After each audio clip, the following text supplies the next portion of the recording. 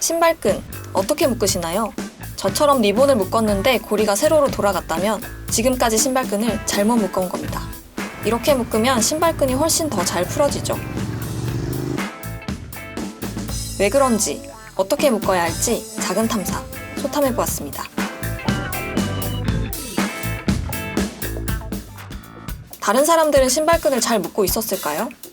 사람들에게 운동화를 주고 평소처럼 신발끈을 묶어달라고 부탁했습니다. 아 잠깐, 근데 이거 누가 봐도 너무 못 묶지 않았어요? 결과는 크게 두 가지로 나뉘었습니다. 세로로 묶는 사람과 가로로 묶는 사람. 이렇게 리본 방향이 달라지는 건 끈을 묶을 때 어떤 줄을 위에 올리는지에 따라 달라집니다. 첫 번째 매듭에서 왼쪽 줄을 위에 올렸는데 두 번째 매듭에서도 왼쪽에 있던 줄을 위로 묶으면 리본 고리가 세로로 돌아갑니다. 이걸 그레니 매듭이라고 하죠. 반대로 처음에 왼쪽 줄을 위로 올렸는데 두 번째 매듭에서는 왼쪽 줄을 아래로 가도록 묶으면 아까와 달리 리본 고리가 가로로 놓이는데요. 이건 스퀘어 매듭이라고 합니다. 저희는 참가자들에게 자신의 신발끈이 얼마나 튼튼한지 점수도 매겨달라고 했습니다. 매번 풀린다면 0점, 절대 안 풀리면 10점을 주도록 했죠. 그럼 저는 한 7점? 7점. 7점? 스퀘어 매듭으로 묶은 사람들은 모두 자신의 매듭에 7점을 줬습니다. 하지만 그레니 매듭으로 묶은 사람들은 하루에 2번씩 꼭 풀리는 것 같아요. 하루에 2번이니까 2점. 한 4.5점? 5점 이상은 줄 수 있을 것 같아요. 3점이요. 근데 저는 원래 신발끈이 다 잘 풀리는 건 줄 알았는데 사람들이 그레니 매듭에 준 평균 점수는 3.5점에 불과했는데요. It's still a mystery to me why the weak knot is so weak.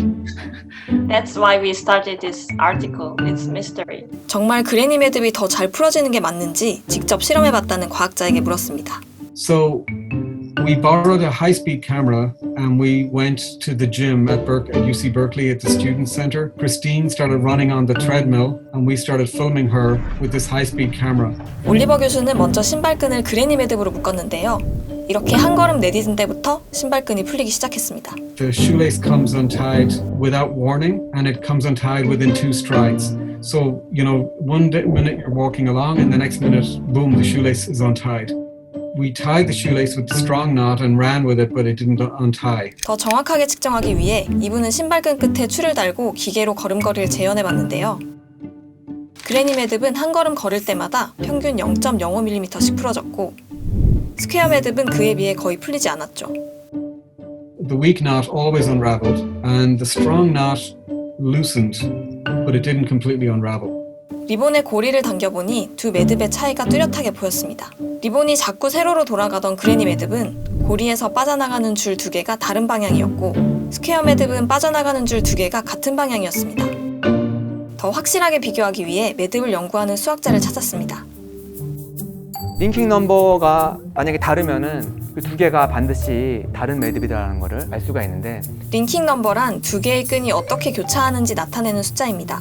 위쪽 끈이 당겨지는 방향으로 엄지손가락을 두고 아래에 있는 줄이 지나가는 방향으로 나머지 4손가락을 둘 때 오른손이어야 하면 플러스 1, 왼손이어야 하면 마이너스 1이 되는 겁니다. 이 숫자들의 합을 매듭의 링킹 넘버라고 합니다.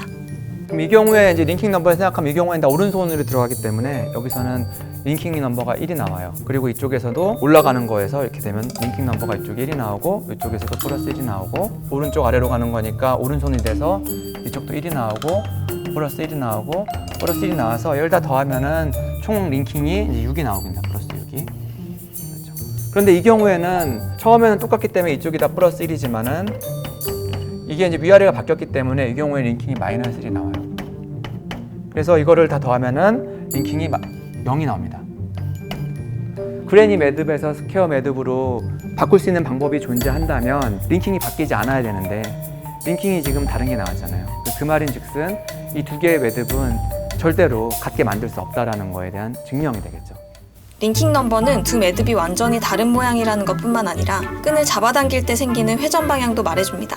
우리가 걸을 때는 이렇게 발이 움직이면서 매듭을 당기게 됩니다. 그러면 매듭은 회전하면서 풀리기 시작하죠. 그레니 매듭은 각 교차점의 링킹 넘버가 플러스 1. 매듭을 잡아당기면 모든 부분이 반시계 방향으로 회전한다는 걸 의미합니다. 즉 서로를 잡아줘야 할 끈이 같은 방향으로 돌아가서 끈 사이 마찰력이 약해지고 결국 쉽게 풀어지는 겁니다. 반면 스퀘어 매듭은 위쪽과 아래쪽 끈이 서로 다른 방향으로 회전하는데요.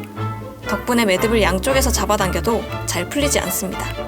그 결과 이렇게 같은 힘으로 두 매듭을 당기면 그레니 매듭이 스퀘어 매듭보다 더 빠르게 미끄러지면서 풀립니다. 지금 여러분의 신발끈은 어떤가요? 리본이 세로로 돌아가 있다면 지금부터라도 스퀘어 매듭법을 꼭 기억하셔야겠습니다. 둘 다 세로.